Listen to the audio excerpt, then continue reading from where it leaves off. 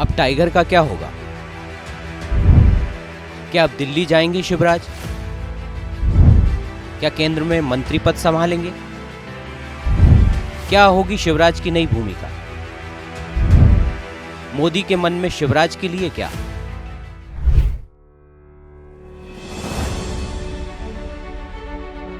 दुनिया के सर्वाधिक लोकप्रिय नेता जो देश के दिल में भी है और अपने मध्य प्रदेश के मन में भी है, जो जन जन के मन में है, ऐसे हमारे प्रधानमंत्री श्रीमान नरेंद्र मोदी जी, स्वागत कीजिए मोदी जी का। बीजेपी हाईकमान ने ओबीसी का नया चेहरा डॉक्टर मोहन यादव को मुख्यमंत्री बनाकर एमपी की सियासत में पीढ़ी परिवर्तन की शुरुआत कर दी है। लेकिन अब सवाल ये है कि पिछले 16 साल से ज्यादा सूबे की सरकार चलाने वाले पूर्व मुख्यमंत्री शिवराज सिंह चौहान की क्या भूमिका होगी? क्या उन्हें नरेंद्र सिंह तोमर के मंत्रालय की जिम्मेदारी संभालने दिल्ली बुलाया जाएगा या कोई दूसरी बड़ी जिम्मेदारी दी जाएगी? सवाल ये भी है कि एमपी के मन में मोदी है, लेकिन मोदी के मन में शिवराज के लिए क्या है? तो आइए इस सवाल का जवाब टटोलने की कोशिश करते हैं। साल 2014 में पहली बार शिवराज सिंह चौहान को दिल्ली बुलावे की खबर आई थी और ये अटकलबाजी तब जोर पकड़ रही थी जब केंद्र में मोदी सरकार बनी थी। लेकिन तब शिवराज सिंह चौहान ने दिल्ली जाने से इनकार कर दिया था। उसके बाद एमपी में 2018 के चुनाव नतीजों में बीजेपी बहुमत के आंकड़े से पीछे रह गई। तब भी खबरें आई कि शिवराज को दिल्ली से बुलावा है, लेकिन तब शिवराज ने मीडिया के सामने साफ कहा था कि मैं केंद्र में नहीं जाऊंगा, मैं मध्य प्रदेश में जीऊंगा और मध्य प्रदेश में ही मरूंगा।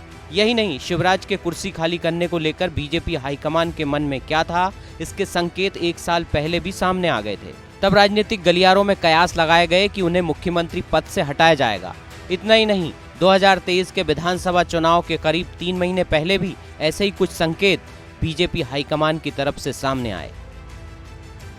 पहला संकेत, 17 अगस्त 2023 बीजेपी संसदीय बोर्ड की सूची जारी की गई, जिसमें शिवराज सिंह चौहान का नाम नहीं था। दूसरा संकेत, 23 अगस्त 2023 को एमपी का थीम सॉन्ग एमपी के मन में मोदी लॉन्च किया गया। तब ये बीजेपी हाईकमान ने साफ कर दिया था कि एमपी में शिवराज नहीं, मोदी के चेहरे पर चुनाव लड़ा जाएगा। तीसरा संकेत, 25 सितंबर 2023 को बीजेपी हाईकमान ने उम्मीदवारों की दूसरी सूची जारी कर सबको चौंका दिया था। इस सूची में केंद्रीय मंत्री और सांसदों को विधानसभा चुनाव के मैदान में उतारा गया था। चौथा संकेत, एमपी में पीएम मोदी ने लगभग 15 जनसभा की, लेकिन एक बार भी मुख्यमंत्री लाडली बहना योजना का जिक्र नहीं किया, क्योंकि पीएम मोदी हमेशा से मुफ्त की रेवड़ी वाली योजनाओं के खिलाफ रहे हैं। पांचवा संकेत, इस चुनाव में हर कोई कह रहा है कि बीजेपी की प्रचंड जीत में मोदी मैजिक के साथ लाडली बहना योजना गेम चेंजर साबित हुई है, लेकिन बीजेपी के वरिष्ठ नेताओं ने जीत का श्रेय लाडली बहना योजना को रत्ती भर भी नहीं दिया। छठवां संकेत, एमपी के चुनाव परिणाम आने के बाद मुख्यमंत्री के नाम के ऐलान में देरी भी बड़ा संकेत माना गया। इस बीच मुख्यमंत्री की रेस में शामिल रहे बीजेपी के बाकी दिग्गजों ने दिल्ली में डेरा डाला और हाईकमान से भी मिले, लेकिन इस दौरान शिवराज ने 2 टूक शब्दों में दिल्ली जाने से इनकार कर दिया।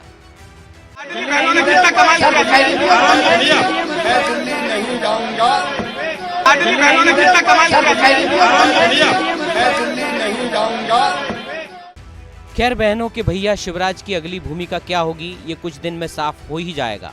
और हाँ, वे सीएम हाउस से अपनी विदाई के आखिरी पलों पर क्या बोल गए, ये भी देख लीजिए।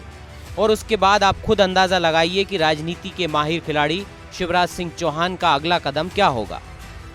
उस दिन जब आपको ध्यान होगा, जो संदर्भ था वो ये था कि बाकी दिल्ली में है, आप दिल्ली जाएंगे क्या? एक बात मैं बड़ी विनम्रता के साथ कहता हूं कि अपने लिए कुछ मांगने जाने से बेहतर मैं मरना समझूंगा। वो मेरा काम नहीं है, इसलिए मैंने कहा था मैं दिल्ली नहीं जाऊंगा।